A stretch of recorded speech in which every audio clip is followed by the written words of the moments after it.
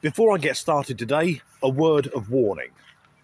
I'm doing this video completely on the fly. It could be an utter car crash. The only reason I'm out walking this afternoon is that Mrs. Disgruntled is taking a nap and I don't want to wake her up. If you've seen this channel before, you'll know something I often do is download a number of video clips from X and TikTok, and then I'll discuss them. Usually they'll have a theme, and that theme may just be, look at these knobheads. Today, I've only got the one clip, but there's a lot in it. Something very common among humans is that we look at generations which follow our own as being a bit soft, a bit mollycoddled. For example, my grandparents, their generation either grew up during the Second World War or fought in the Second World War. They saw some shit. My parents' generation, they're boomers. When my dad was born, rationing was still in place. Next came my generation, Generation X, although I was born in 1978, so technically I'm a zillennial. I'm the crossover between Gen X and Generation Y, who are more commonly known as millennials. And millennials, to Gen Xers like me, we saw them as being a bit soft and whiny. I should stress that whenever I talk about sweeping stereotypes, I'm always picking the negative for the purpose of this video. After the millennials came Generation Z, or Gen Z if you live in the new world. They're from between 1997 and 2012, and the kids of today are Generation Alpha. I think to an extent each generation does have it slightly easier, but just because technology progresses to make life easier. For example, when I was, say, 18 years old, I still lived with my parents.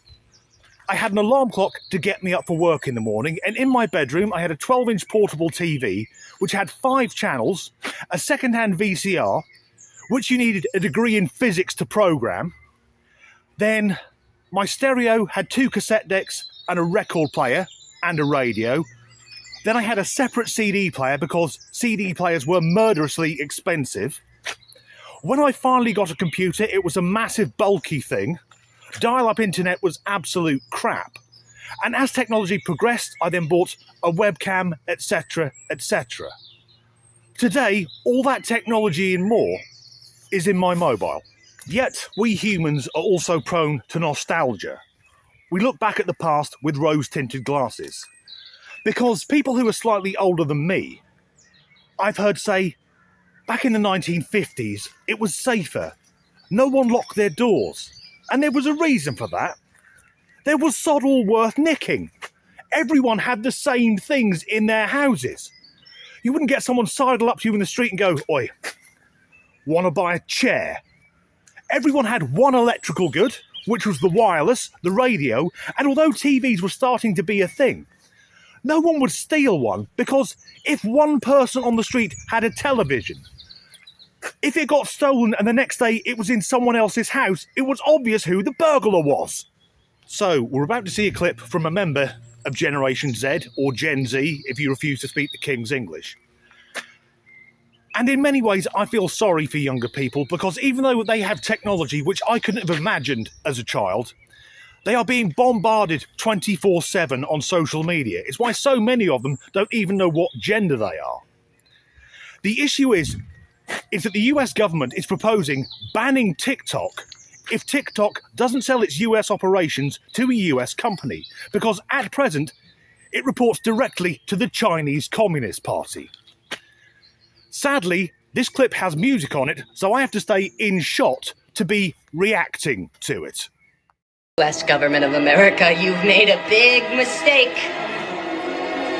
You think you can take away our app?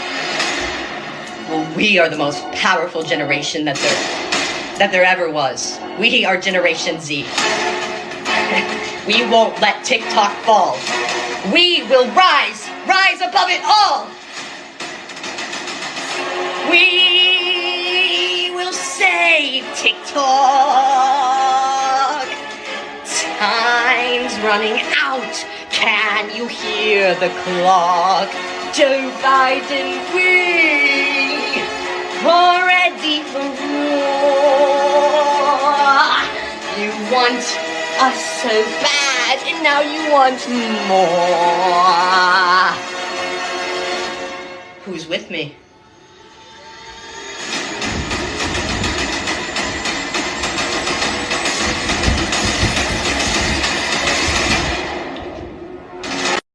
I'm going to start at the end of that clip when he turns his back to the camera and starts shaking around. What is that? Because to me, it looks like either he's doing a really bad impression of Alexei Sayle playing a member of the Bolowski family on the 1980s sitcom The Young Ones, and if you're under 40, you didn't get that. Or is he having some sort of seizure? Next, let's address the background. He's from the toughest generation, Gen Z, yet his background is footage, actually propaganda footage, of the D-Day landings. He's from the toughest generation. Those were young men attacking the Nazis. I was going to say, does he realise he's gay? But actually, that's really homophobic. I don't think he's a gay kid. I think he's the kid that the gay kids beat up. He's the one that gets picked on by the trans girls. Say, Stephanie, who 2 weeks ago was called Kevin and was the quarterback on the football team and is now one of the cheerleaders. She's looking forward to going to the prom but can't find high heels in a size 14. When that lad comes mincing in, Stephanie will be going, ooh, fucking rein it in a bit. And I'm not sure how that young man and his colleagues are planning to overthrow the US government. Because it won't be like the insurrection in January 2021. If they try and storm the Capitol building with a choreographed dance routine, all the police will have to do, and thus far I've been assuming his pronouns are he, him. If the police just misgender them, they'll be crying for a fucking month. I did love the way he appeared to be threatening President Biden. Now, as a Brit, I can't really get involved in US politics. So, to my friends across the pond, I do apologise if this is offensive. But Joe Biden doesn't come across as a particularly strong leader. This is a president who's been defeated by a push bike, can't get up a flight of steps on his own, and I'm not saying he's in cognitive decline. But giving a press conference after a mass shooting, I recall him trying to make jokes about chocolate ice cream.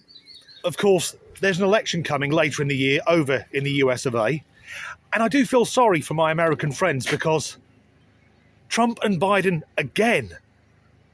That being said, we've got an election coming here in the UK, and in Britain it's no better. It'll be a choice between Rishi Sunak, our current unelected Prime Minister, the richest man ever to hold the post, who's married to a tax-dodging non-dom, or Sir Keir Starmer, the least memorable man on earth, to the point I swear he's protected by the men in black. Because I watch the news and I know he said something, but I can never remember it. They've used a neuralizer on me. Anyway, getting back to our friend who's going to overthrow the leader of the free world by singing out of tune and dancing out of time. Would banning TikTok be a bad thing?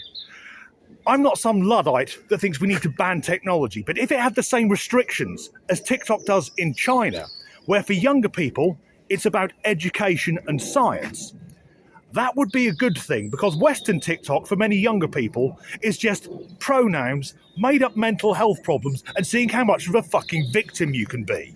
Anyway, that's the end of this short, rather pointless video. I just thought it was fascinating to see that young man who thinks his bravery is on par with those who fought in the Second World War. I can't see him storming the beaches at Normandy and single-handedly taking a Nazi machine gun nest. If you've enjoyed this video, please do like and subscribe, and as ever, thanks for watching. I'm doing this video on the fly, and the only fucking bollocks to it, what he's using as the background to that video. That's footage of D-Day, storming the beaches at Normandy. Actually, it's not. It's a propaganda film. That will have been staged to use it in a Pathé newsreel to show what the invasion would have looked like.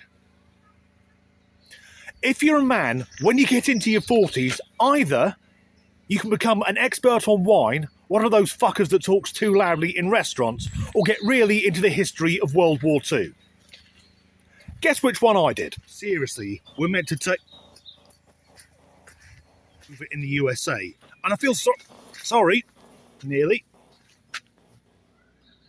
It's an election year over in the US of A, and I do feel sorry for my American friends because It's a rerun of the last one. Biden versus, I was going to say fucking Bush there. Back to our young friend, who's going to overthrow the leader of the free world by singing out of time. Oh, fuck that up, didn't I?